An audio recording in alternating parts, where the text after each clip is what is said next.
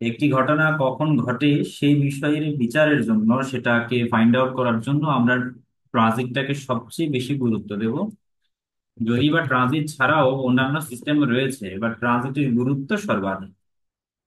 তো এর কারণ হলো কি? এর কারণ হলো অনেকগুলো কারণ আছে, তার মধ্যে একটি হলো প্রধানত ট্রানজিট। প্রত্যেকটা প্ল্যানেট প্রতিনিয়ত আমাদের চারপাশে ঘুরছে, বা প্রতিনিয়ত এই সৌরজগতে ঘুরছে।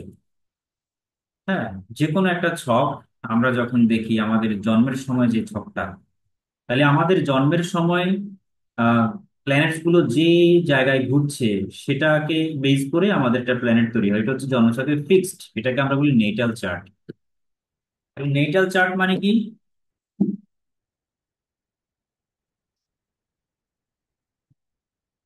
আচ্ছা, নেটাল চার্ট মানে হলো যে জন্মের সময় যে গ্রহগুলো আমাদের চারপাশে ছিল, এটাকে আমরা নেটাল চার্ট। চার্ট দুই রকম হয়, একটা হচ্ছে নেটাল চার্ট এবং আরেকটি হচ্ছে আমাদের ট্রানজিট চার্ট। ঠিক আছে, এই দুইটা চার্টই আমাদের জন্য গুরুত্বপূর্ণ। তো এই দুইটা চার্টের উপর ভিত্তি করে আমরা মূলত প্রেডিকশনটা করে থাকি। তার মধ্যে নেটাল চার্ট যেটি, নেটাল চার্টের উপর ভিত্তি করে আমরা মূলত একটা মানুষের A to Z, অর্থাৎ একটা মানুষের জন্ম থেকে কি ঘটবে তার জীবনে, সেটা আমরা প্রেডিকশন করতে পারি। আর ট্রানজিট চার্ট থেকে আমরা প্রেডিকশন করব কোনো একটা ঘটনা কখন ঘটে, তার মানে টাইমিং। অর্থাৎ নেটাল থেকে আমরা অনেকটাই বলবো প্রেডিকশন। ঠিক আছে, আমরা প্রেডিকশনটা করব। আর আমাদের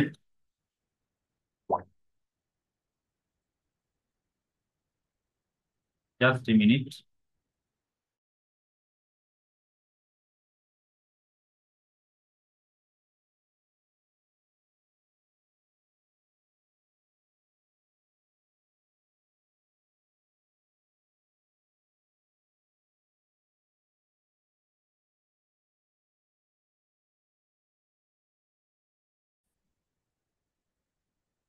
তো এই যে নেটাল চার্টের প্রেডিকশন, এবং আমরা ট্রানজিট চার্ট থেকে আমরা কি দেখি? ট্রানজিট চার্ট থেকে মূলত আমরা দেখি হচ্ছে টাইমিং।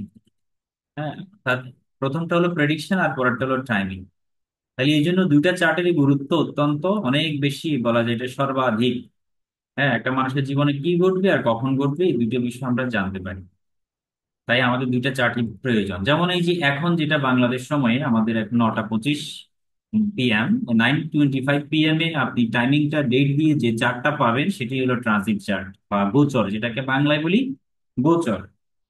তাহলে এই গোচর থেকে আমরা কি দেখি? যে একটা কি ঘটবে বর্তমান, অনেকে বলে না যে বর্তমান সময়টা আমার কেমন ঘটবে, বা মানে আহ, কখন কি হবে, প্রমোশন কখন হবে, হ্যাঁ চাকরি কখন হবে, বিয়ে কখন হবে, বিয়ের শুভ সময়টা কখন, এই যে মুহূর্ত টাইমিং, এটা বের করার জন্যই হচ্ছে অ্যাকচুয়ালি আমাদের ট্রানজিট চার্ট। এই ট্রানজিট চার্টের উপর আমরা একটা বেসিক আলোচনা এর আগের ক্লাসে করেছি। আজকে আমরা একটু ডিটেলসে যাব, আমরা একটু ডিটেলসে দেখবো। এই এই ক্লাসগুলো একটু ইম্পর্টেন্ট, এগুলো খুব একটু মনোযোগ দিয়ে শুনবেন আপনারা। তাহলে আমরা শুরু করছি। তা সবার প্রথমে আমরা দেখব, একটা ছক আঁকার চেষ্টা করি। ছক দিয়ে বোঝালেই সবচেয়ে ভালো, আপনারা ভালো বুঝতে পারবেন। আচ্ছা, তো গোচরের ক্ষেত্রে বা ট্রানজিটের ক্ষেত্রে আমরা বলেছিলাম যে আমরা প্রথমত ফার্স্ট সেকেন্ড তারপরে সেভেন্থ এবং ফিফথ নাইনকে আমরা বেশি গুরুত্ব দেব। তো ধরলাম এখানে আমাদের রবি রয়েছে। রবি, রবি হচ্ছে জন্মছকে রবি আছে, জন্মছকে রবি আছে। রবি বসে আছে এখানে কোথায়? মেষ রাশিতে উচ্চস্থ হয়ে আছে। আমরা জানি মেষ রাশিতে রবি উচ্চস্থ হয়। আর বর্তমান সময়ে যখন টাইমিং এর মধ্যে যখন এই রবির উপরে যখন আপনার বৃহস্পতি চলে আসবে, বললাম এখানে বৃহস্পতি চলে এসেছে, বর্তমান সময় বৃহস্পতি এখন ধরলাম কথার কথা আহ মেষে আছে। তাহলে কি হলো? ঘটনাটা হলো যে কি, এটা হচ্ছে আমাদের ট্রানজিটের বৃহস্পতি, আর রবিটা হচ্ছে আমাদের নেটাল মানে জন্মছকে ফিক্সড। তাহলে রবির উপরে বৃহস্পতি কিছু প্রভাব বিস্তার করবে। সেই প্রভাব বিস্তারটা কোথায় কোথায় প্রভাব বিস্তার করবে? বৃহস্পতি যেখানে বসে আছে ফার্স্ট হাউস, এটা 1 নম্বর হাউস, এটা 100% রেজাল্ট দেবে। এরপরে আমরা 2 নাম্বার, 2 নাম্বার হাউস দেখবো। অর্থাৎ বৃহস্পতির প্রভাবটা আমাদের দ্বিতীয় ঘরেও থাকবে, তবে সেটা থাকবে 90%, মাত্র 90% থাকবে, 10% একটু কমে গেল। আর এখানে যেটি থাকবে ফার্স্ট হাউস, এটি হলো 100% থাকবে, আমাদের 100% এটি ফল দেবে। আচ্ছা, সেকেন্ড হাউস দেখার পরে আমরা চলে আসবো সরাসরি সপ্তম হাউসে। সপ্তম হাউসে কোন কোন প্ল্যানেট বসে আছে তার উপরে প্রভাব বিস্তার করবে। তাহলে প্রথম দেখবো ফার্স্ট হাউস, সেকেন্ড হচ্ছে দ্বিতীয় হাউস, এরপর সেভেন্থ হাউস, আর এরপরে আমরা দেখবো পঞ্চম এবং নবম হাউস, 5 এবং 9। এই কয়েকটা ঘরকে আমরা বেশি গুরুত্ব দেব।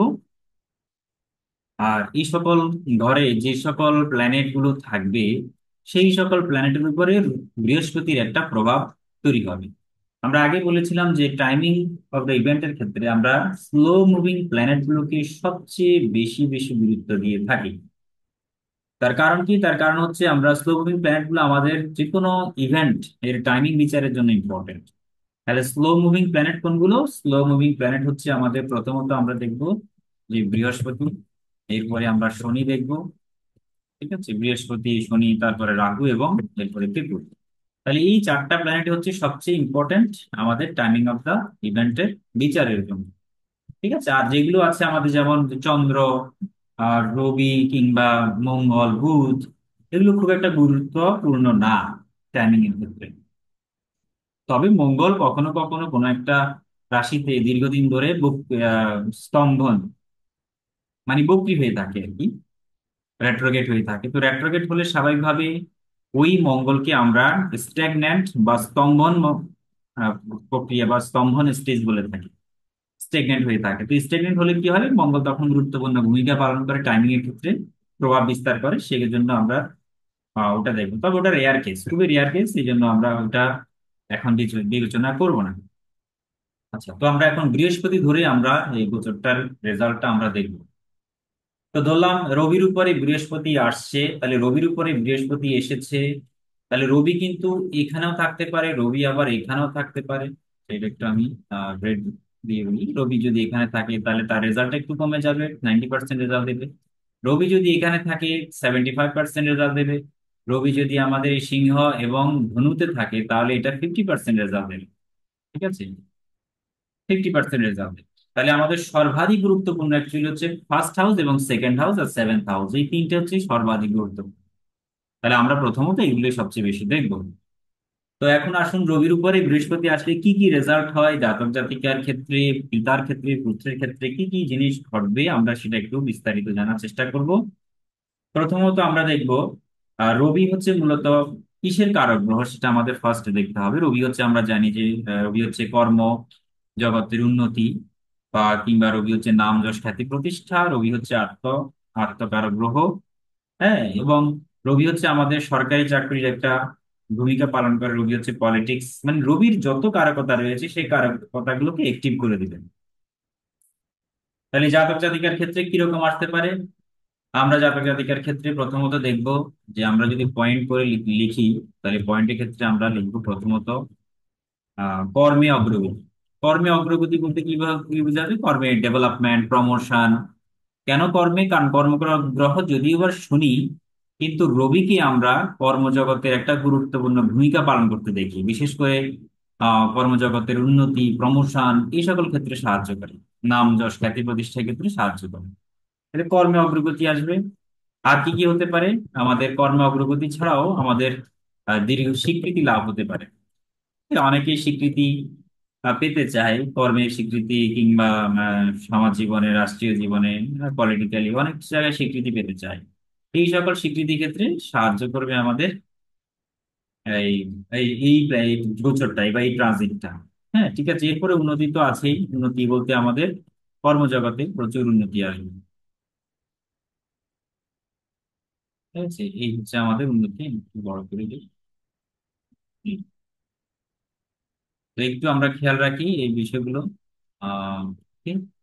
আর কি কি হতে পারে, আমি যদি 2 নম্বর পয়েন্ট দিয়ে একটু লিখি, তাহলে সেক্ষেত্রে আমরা যেটি পাবো আহ, সেটি হলো যে আধ্যাত্মিক জগতে, যেহেতু আমাদের রবি হচ্ছে আত্মকারক গ্রহ, সুতরাং আধ্যাত্মিক জগতেও একটা আকর্ষণ অনুভব করবেন। আচ্ছা, আধ্যাত্মিক জগতে জগতে কি বলা যায়, আকর্ষণ। ঠিক আছে, অর্থাৎ এই সময় দেখবেন যে ওই ব্যক্তিটার মধ্যে একটা আধ্যাত্মিকতা বিরাজ করবে, একটা স্পিরিচুয়ালিটি যেখানে যাক না কেন সে ধর্মীয় বিষয়গুলোকে তাকে প্রচন্ড টানবে, এবং এই বিষয়ে কথা বলতে সে ভালো লাগবে, বিভিন্ন ধর্মীয় স্টাডি বই পুস্তক পড়বেন, আধ্যাত্মিক জগতে আকর্ষণ। এটা কেন হচ্ছে? কারণ আমরা জানি যে এই রবি এবং বৃহস্পতি একটা সংযোগ হচ্ছে এক্ষেত্রে।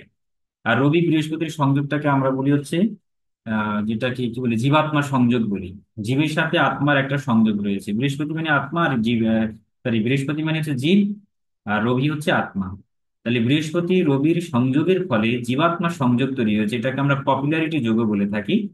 তাহলে এই পপুলারিটি যোগের ফলে এর মধ্যে একটা হিলিং পাওয়ার চলে আসবে, এর মধ্যে একটা স্পিরিচুয়ালিটি চেতনা চলে আসবে, আধ্যাত্মিক জগতে একটা আকর্ষণ সে অনুভব করবে। 3 নম্বর পয়েন্ট হিসেবে যেটা বলবো সেটা হলো কিছু অভিজাত মানুষের সাথে সাক্ষাৎ। অভিজাত মানুষের সাথে সাক্ষাৎ, কারণ কি? কারণ বিশেষ করে সরকারি যারা রয়েছেন, অভিজাত বলতে কি, রবি তো শুধু সরকারি নয়, রবি একেবারে অভিজাত ব্যক্তিও বোঝায়। যাদের ধন দৌলত রয়েছে, সামাজিক নানান রকমের অবস্থান রয়েছে, নামডাক রয়েছে, এই সকল ব্যক্তিদেরকে অভিজাত মানুষ বলা হয়। তাদের সাথে সাক্ষাৎ লাভ হতে পারে, বা তাদের কাছ থেকে কোনো হেল্পিং, তাদের কাছ থেকে কোনো পরামর্শ এই সাহায্য করবে। ঠিক আছে। আর 3 নাম্বার 4 নাম্বার যেটা পয়েন্ট হিসেবে আমরা বলবো, সেটি হলো সরকারি কিছু আনুকূল্য, সরকারি সাহায্য, সরকারি সাহায্য পেতে পারে জাতক।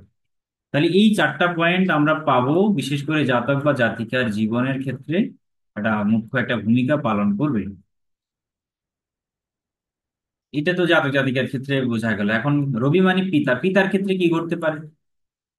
পিতার ক্ষেত্রে আমরা যেটা দেখবো, পিতার ক্ষেত্রেও কিছু পরিবর্তন আসতে পারে। বিশেষ করে পিতার ক্ষেত্রে পিতা সমৃদ্ধি লাভ হবে, কারণ রবির উপরে বৃহস্পতি আসছে। তো এর মানে কি, যে পিতা স্বাভাবিকভাবেই সমৃদ্ধি লাভ করবে, সৎ ব্যক্তি থেকে সহায়তা লাভ হবে। ঠিক আছে। তাহলে পিতার ক্ষেত্রে আমরা যদি পয়েন্ট অফ লিখতে পারি, তাহলে পিতার ক্ষেত্রে কি হবে? সৎ ব্যক্তি দ্বারা,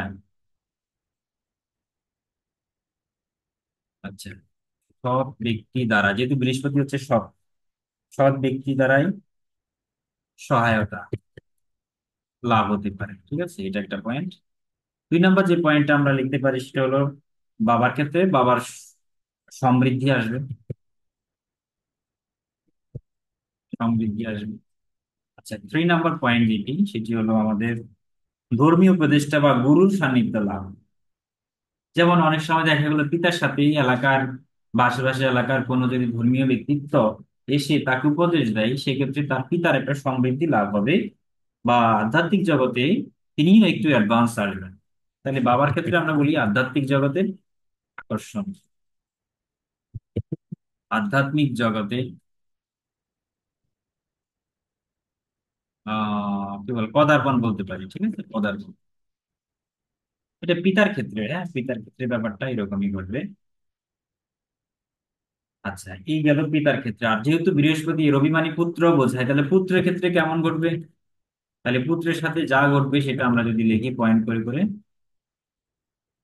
1 নাম্বার পয়েন্ট হিসেবে আমরা দিতে পারি যে বিদ্যা ক্ষেত্রে বা উপার্জনের ক্ষেত্রে ভালো সময়। বিদ্যা ক্ষেত্রে কেন বলছি? কারণ রবি মানে পুত্র, আর বৃহস্পতি মানে হচ্ছে শিক্ষক, গুরু বা উপদেষ্টা। এর মানে হলো বিদ্যা ক্ষেত্রে অবশ্যই, যেহেতু সে বিদ্যার সাথে রিলেটেড, বিদ্যা ক্ষেত্রে শুভ, শুভ বলতে পারি। ঠিক আছে, বা ভালো সময়, বা উপার্জনের ক্ষেত্রে ভালো সময়, উপার্জনের ভালো সময় পুত্রের ক্ষেত্রে এটা আসতে পারে। প্রমোশন হতে পারে পুত্রের ক্ষেত্রে। আচ্ছা, আরেকটা বিষয় হচ্ছে শুভাকাঙ্ক্ষীর দ্বারাই ভালো গাইড, মানে কি বলা যায়, মানে গাইড হবে। ঠিক আছে, তো এইভাবে লিখতে পারি আমরা, গুরু বর্গের মাধ্যমে কি বলা যায়, গাইড পাবেন। ঠিক আছে, গাইডেড হবে। এটা হচ্ছে পুত্রের সাথে ঘটবে। তো এখন আসলে পিতার ক্ষেত্রে ঘটবে না পুত্রের সাথে ঘটবে, কোন জিনিসটা ঘটবে সেটা কিভাবে বুঝবো? সেটা বোঝার জন্য আমাদের তখন ভৃগু নাড়িতে যেতে হয়।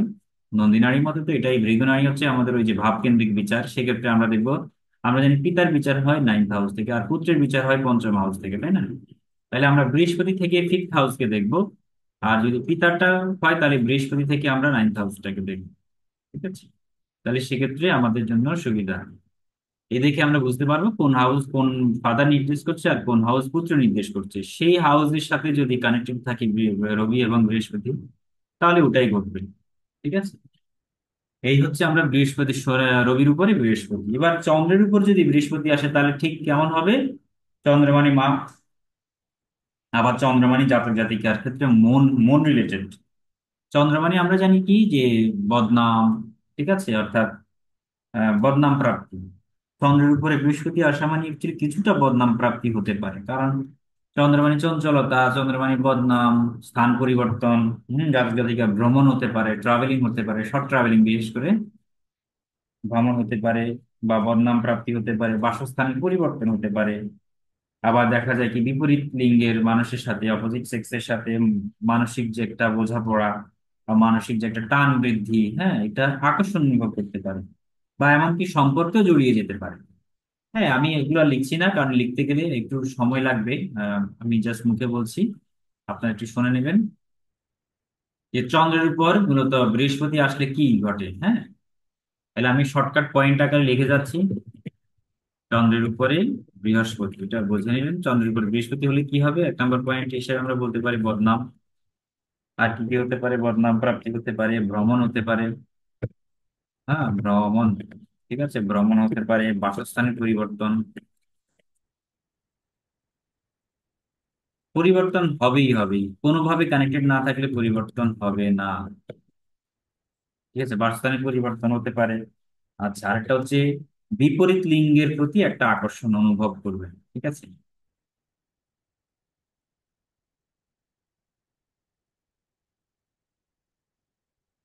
আচ্ছা, রূপন বাবু বলেছেন কি চন্দ্র প্লাস বুধের সাথে একত্রে বৃহস্পতি দৃষ্টি দিলে, আচ্ছা সেটা ভিন্ন কথা, ওটা টু প্ল্যানেটস কানেকশন। ওটা আমরা চন্দ্রটাও দেখবো, বুধেরটাও দেখবো। বুধেরটা আমি ধারাবাহিকভাবে বলবো, তো এখন মিলিয়ে নেবেন। তাহলে বাসস্থানে পরিবর্তন হচ্ছে, আর একটা হচ্ছে বিপরীত লিঙ্গের মানুষের সাথে আকর্ষণ, ঠিক আছে। মানুষের সাথে আকর্ষণ হতে পারে, মানসিক টান বৃদ্ধি, সম্পর্কে জড়িয়ে যাওয়া, সম্পর্কে জড়িয়ে যাওয়া এই সময়টাতে ঘটবে আর কি, সম্পর্কে জড়িয়ে যাবে। কিংবা দেখা গেল কি বিবাহিত হলে এবং দশা যদি পারমিট করে তাহলে এই সময় কন্যা সন্তান লাভ হতে পারে, অনেক সময় কন্যা সন্তান লাভ হয়। কন্যা সন্তান লাভ, ঠিক আছে, কারণ চন্দ্রমানি কন্যা সন্তান, ঠিক আছে। আচ্ছা, আরেকটি ব্যাপার হচ্ছে ঠান্ডা লেগে প্রবণতা, ঠান্ডা লাগার প্রবণতা তৈরি হতে পারে। আমি বহু চার্ট দেখেছি এরকম, যে বিষয়গুলো এত সুন্দর করে মিলে যায় যে মানে বলার বাইরে। যেমন আপনার এই সময়ে ঠান্ডা লাগার প্রবণতা হবে বেশি, আপনি সর্দি জ্বরে ভুগবেন, বা অ্যালার্জিক সমস্যা তৈরি হবে। আচ্ছা, চন্দ্রবুধের উপর বৃহস্পতি যেটা বলছেন, এই যে মনে পড়ে গেছে এখন, চন্দ্রবুধ মানে কি অ্যালার্জিক সমস্যা না, ঠান্ডা লেগের প্রবণতা। চন্দ্রবুধের উপরে যদি বৃহস্পতি আসে তাহলে তাদের ঠান্ডা লাগার প্রবণতাটা বেড়ে যাবে, অ্যালার্জিক সমস্যা বেড়ে যাবে। হ্যাঁ, ইভেন দেখা যায় স্কিন প্রবলেমটাও বাড়তে পারে। আবার দেখা গেল কি লেখাপড়ার প্রতি কিছুটা টান বৃদ্ধি পেতে পারে, ঠিক আছে। আচ্ছা, এটা হলো বুধের কিছু ব্যাপার আর কি, মানে বুধটাকে আপনি মেলাবেন, আবার সেই সাথে শিক্ষাক্ষেত্রে শুভ সময় অবশ্য, নতুন জ্ঞান লাভ হতে পারে, দেখা গেল কি ইন্টারভিউতে সফলতা লাভ হতে পারে, ঠিক আছে। আচ্ছা, লেখাপড়ার জন্য অনেক সময় ভ্রমণ হতে পারে, বা লেখাপড়ার জন্য পরিবর্তন হতে পারে যদি চন্দ্র বুধের উপরে বৃহস্পতি আসে। এই পয়েন্টগুলো একটু মনে রাখবেন যে চন্দ্রের উপরে বৃহস্পতির ফলে বদনাম প্রাপ্তি হতে পারে, ভ্রমণ হতে পারে, শর্ট ট্রাভেল, বিশেষ করে বাসস্থানের পরিবর্তন, বিপরীত লিঙ্গের মানুষের সাথে একটা আকর্ষণ অনুভব, সম্পর্কে জড়িয়ে যাওয়া, কন্যা সন্তান লাভ। লাভ তখনই হবে যদি আপনার আগে আর সন্তানটা দেখতে হবে, অবশ্যই তার সন্তান লাভ হবে কিনা ওটা আগে বিচার করতে হবে। এবার যদি বিচার হয়, দশা যদি পারমিট করে, বা তিনি যদি বিবাহিত হন, তাহলে সেক্ষেত্রে কন্যা সন্তান লাভের সম্ভাবনা রয়েছে। ঠান্ডা লাগার একটা প্রবণতা, সমস্যায় ভোগান্তি হতে পারে, ঠিক আছে। এগুলো হচ্ছে চন্দ্রের উপর যদি বৃহস্পতি আসে। আর মায়ের ক্ষেত্রে কিরকম ঘটবে? যেহেতু চন্দ্র মানে মা, তাহলে মায়ের ক্ষেত্রে যে পরিবর্তনটা আসবে সেটি আমরা একটু দেখার চেষ্টা করি। তো মায়ের ক্ষেত্রে 1 নম্বর পয়েন্ট হিসেবে যদি আমরা লিখি, সেটি হলো যেহেতু বৃহস্পতি একটা গুরু বর্গ, বা বৃহস্পতি হচ্ছে উপদেষ্টা, ধর্মীয় গুরু, দেবতাদের গুরু, সুতরাং ধর্মীয় এবং আধ্যাত্মিক অনুষ্ঠানে অংশগ্রহণ লাভ কি প্রচন্ড ইচ্ছা জেগে উঠবে। মানে রবির উপর বৃহস্পতি আসলে যেমন বাবা আধ্যাত্মিক জগতের সান্নিধ্য লাভ হবে, একইভাবে চন্দ্রের উপর বৃহস্পতি আসলে মায়ের আধ্যাত্মিক জগতে সান্নিধ্য লাভ হবে। তার মানে বলতে পারি আমরা মায়ের আধ্যাত্মিক, বলা যায় কি, আধ্যাত্মিক আধ্যাত্মিক প্রগতি, আমরা প্রগতি বলতে পারি, আগাথা মায়ের আধ্যাত্মিক প্রগতি। এটা একটা পয়েন্ট। এরপর আরেকটি হচ্ছে জ্ঞান আহরণ, আধ্যাত্মিক জ্ঞান, মানে ধর্মীয় বই পুস্তক পড়ার প্রতি একটা আগ্রহ যে করবে, জ্ঞান আহরণ। ঠিক আছে। আর কি কি বলতে পারি, যেমন ধরেন আপনি হচ্ছে, তবে যেহেতু চন্দ্রমানি পানি, তো পানির শরীরে পানিটা বেড়ে যায়, অর্থাৎ আমরা ওজন বৃদ্ধি বলতে পারি, মায়ের ওজনের বৃদ্ধি পেতে পারে, মায়ের ওজন বাড়তে পারে এবং সেই related problem, obesity related problem তৈরি হবে, ওজন থেকে ডায়াবেটিস হয়, নানান কিছু হতে পারে, এগুলো বেড়ে যেতে পারে। তবে ব্যক্তিগত জীবনে সমৃদ্ধি লাভ হবে, শুভ গ্রহ আসছে তো এই জন্য। আমরা তো শুধু বৃহস্পতিটা বলছি, সেই সাথে যদি রাহু কেতুর কোনো কানেকশনও থাকে বা শনির কানেকশন থাকে, সেক্ষেত্রে কিন্তু আমাদের ব্যাপারগুলো একটু 19-20 পরিবর্তন হবে, সার্বিকভাবে যদি আমরা একটু বিচার করি। ঠিক আছে। তো এইগুলো আমরা শুভ হিসেবে ধরে নিচ্ছি। এখন ধরলাম শনি চলে আসছে, রাহুও চলে আসছে, সেক্ষেত্রে কিছুটা পরিবর্তন আসবে। আচ্ছা, এই গেল মায়ের ক্ষেত্রে। আবার কন্যার ক্ষেত্রে, চন্দ্রবাণী তো কন্যা, কন্যার কারো যদি মেয়ে থাকে, কন্যার ক্ষেত্রে কি ঘটবে? কন্যার ক্ষেত্রে আমরা যেটা লিখবো সেটি হলো যে এরকম 1 পয়েন্ট দিয়ে যদি আমরা লিখি, যেমন ধরুন আহ বিদ্যা ক্ষেত্রে সাফল্যই আসবে অবশ্যই, যেহেতু ছেলের ক্ষেত্রে বিদ্যা, তাহলে এখানে ক্ষেত্রে বিদ্যা ক্ষেত্রে সাফল্য। বানানগুলো একটু পরিবর্তন হচ্ছে, বিদ্যা ক্ষেত্রে, বিদ্যা ক্ষেত্রে সাফল্য। হ্যাঁ, উপার্জনেও সাফল্য আসবে, যেহেতু ওখানে আমরা রবির ক্ষেত্রে ছেলের উপার্জনের সাফল্য, তাহলে মেয়ের উপার্জনেও সাফল্য আসবে, উপার্জনের সাফল্য। একই রকম, জাস্ট জেন্ডারটা চেঞ্জ হয়ে যাবে আর কি। আর বিবাহের ক্ষেত্রে সময়, বিবাহের ক্ষেত্রে মানে কন্যার বিবাহের ক্ষেত্রে শুভ সময়, এগুলো একটু মনে রাখলে চলবে। হ্যাঁ, এই হচ্ছে চন্দ্রের উপরে বৃহস্পতির একটা গোচর। ঠিক আছে, এই গোচরটা একটু মনে রাখার চেষ্টা করবেন, দেখুন আমরা অনেকটাই মিল পাচ্ছি। যেমন এই ক্ষেত্রে পুত্রের ক্ষেত্রে যেরকম, একইভাবে ওখানে কন্যার ক্ষেত্রেও সেম ঘটনাটাই ঘটবে, কন্যার ক্ষেত্রে একই ঘটনা ঘটবে। আচ্ছা, এবার আমরা যদি বলি যে মঙ্গল, মঙ্গল মানে ভাতৃকারক গ্রহ, তাহলে মঙ্গলের উপর, মঙ্গল মানে আবার হাজবেন্ডটা বোঝায়, তাহলে মঙ্গলের ক্ষেত্রে কি ঘটতে পারে সেটা যদি আমরা লিখি, তাহলে মঙ্গলের উপরে বৃহস্পতি।